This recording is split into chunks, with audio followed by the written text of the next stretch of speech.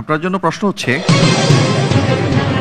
রাসূল সাল্লাল্লাহু আলাইহি ইসলামকে শহীদ করার উদ্দেশ্যে যখন হযরত ওমর রাদিয়াল্লাহু তাআলা বের হন, তখন ওনার সাথে রাস্তায় কার দেখা হয়? অপশন 1 আবু সুফিয়ান রাদিয়াল্লাহু তাআলা, অপশন 2 নাইম ইবনে আব্দুল্লাহ, অপশন 3 আবু জাহাল, অপশন 4 হযরতে হামজা রাদিয়াল্লাহু তাআলা।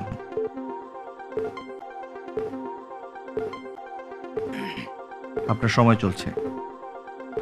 রাসূল সাল্লাল্লাহু আলাইহি ওয়াসাল্লামকে শহীদ করার জন্য যখন হযরত ওমর বের হয়েছেন, রাস্তায় কার সাথে দেখা হয়েছিল? আলহামদুলিল্লাহ, এর উত্তর হবে 2 হযরত নাঈম ইবনে আব্দুল্লাহ।